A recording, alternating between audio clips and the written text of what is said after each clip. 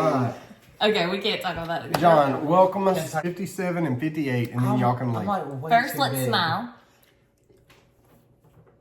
Okay. 5, Yours. 4, 3, 2, 1. Hey guys, welcome back to Bible Fun with the Runs. Today we're studying Isaiah 57 and 58. 57 and 58.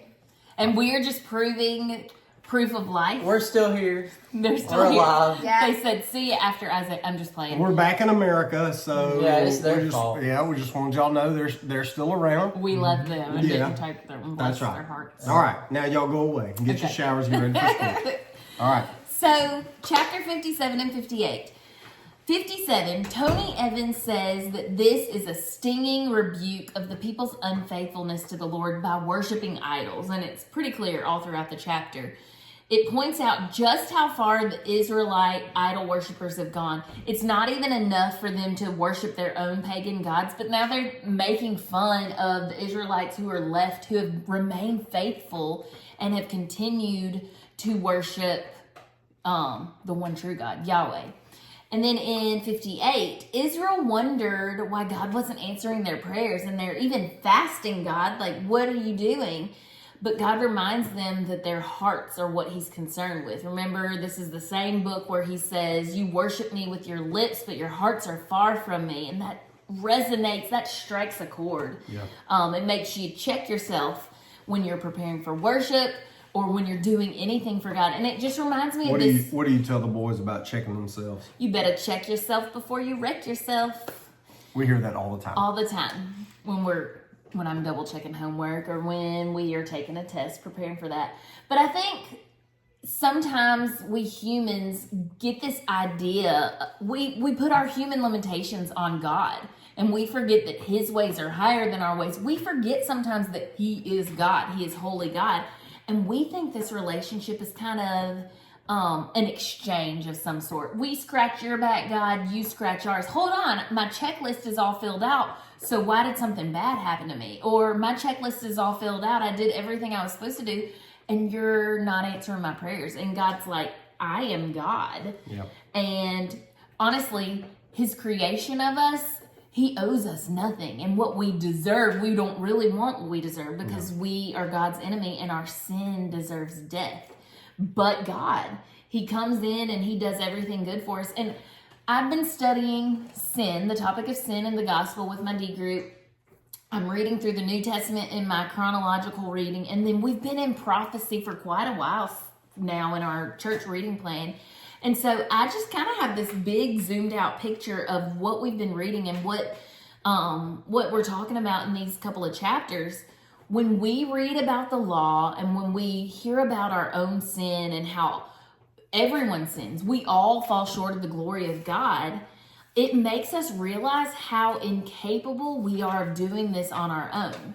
But the thing is, God says that's the point. He wants us to recognize our need for him. He wants us to come to the end of ourselves and to cry out for him and need him. That poverty of spirit is where salvation begins and relationship with him begins. We have to recognize our need for a savior.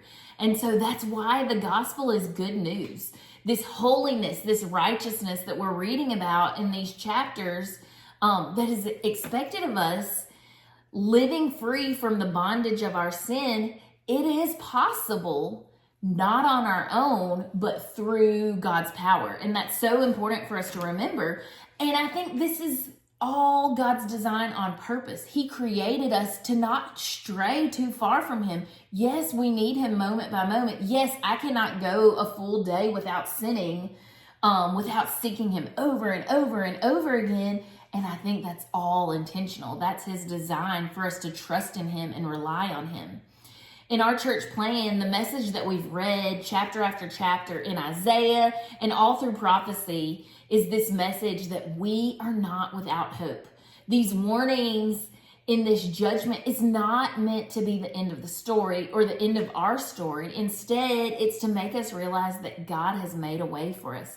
It's to make us realize that God has a better way of living than what we're settling for here on this earth. C.S. Lewis has a quote, and I meant to look it up before, but it was just like, it's talking about we have no idea what we're missing out on when we are not seeking God and living for Him and living in the way that He designed and created our life to be. We're settling for like crumbs in comparison to what He has for us. The end of chapter 57 says that there is no peace for the wicked.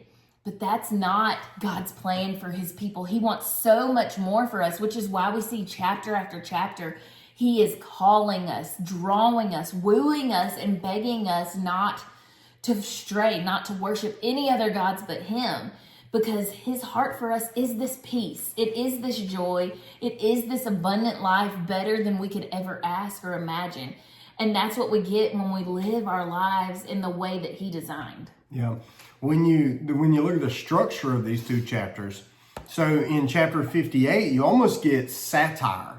So satire is a form of writing where it's poking fun at something by treating it as serious.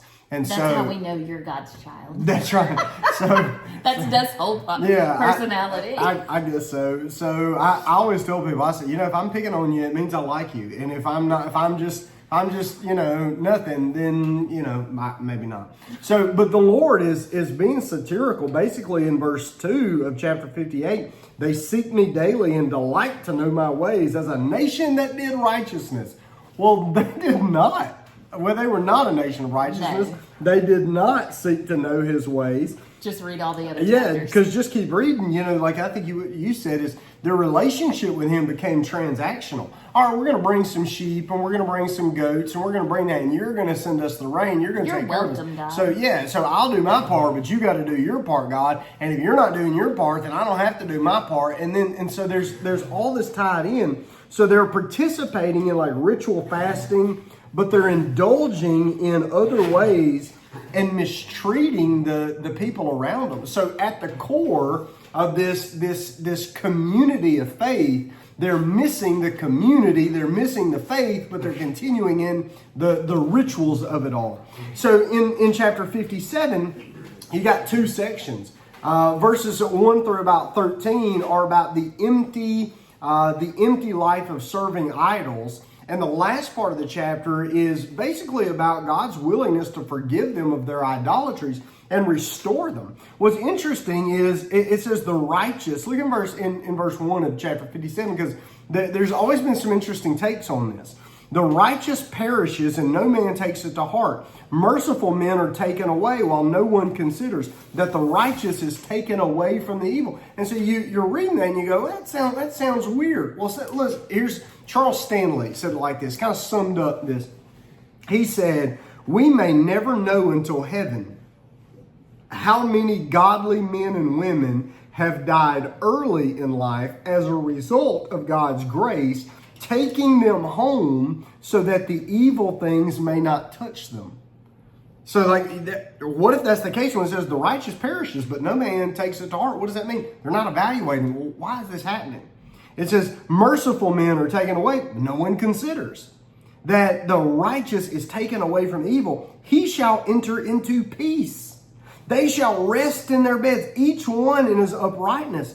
And so it's just kind of this, maybe the Lord taking His people out of, choosing to take them out of that culture and to spare them from that wickedness. So is that what it means? I don't know, but it's interesting to think about, especially when you get into verse 8 where it says, and also behind the doors and their posts, you've set up your remembrance. You've uncovered yourself to those other than me. You have gone up to them. You've enlarged your bed. You've made a covenant with them. You've loved their bed.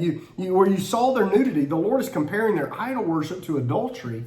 And J. Vernon McGee says, in the past, sins like this in their nation were really considered a secret, but at that present time, they were almost like brazenly flaunting their wickedness. Mm-hmm. And then even at the end of the chapter, the Lord says, but I'll take you back if you'll come back.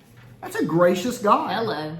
So yes, they were transactional in their faith. These people come near to me with their lips, but they're far from me with their hearts. Well, what's interesting is in the latter verses of chapter 59, like in verse 6, this is really a formula for how God's people can experience revival. if they actually obey the Lord and they're taking care of what the Lord has to say with obedience and recommitment to his ways, the Lord will refresh and revitalize his people. And by the way, how often do we need refreshment and revitalization in our spiritual life? So instead of their fasting and going around trying to look pious, he says, well, just stop sinning. So in verse 6, he gives us 5 things. He says, to loose the bonds of wickedness, quit your sin. He said to undo heavy burdens, be nice to each other, quit being punks. Number 3, to let the oppressed go free. Quit holding folks down. Be good to your neighbor. Number 4 in verse 7.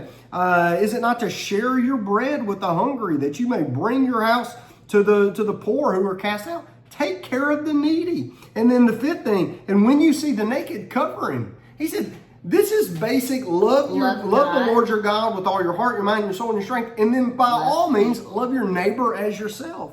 And so when God's people take his ways of holiness and compassion seriously, then God is willing to respond with refreshing and reviving, with nearness and blessing. He said, but if you don't, then you get a disconnected fellowship. And what a miserable way to live. We want to walk in fellowship, not in disconnection. So as we finish up tomorrow, chapter 59 and 60, we're in the last swing of the book of Isaiah. Just keep reading. By the way, Sunday morning, we're doing the Lord's Supper. We're going to look back at chapter 62, 52. So get your heart ready. Get ready let's participate in the Lord's Supper. See you then. Bye. Bye.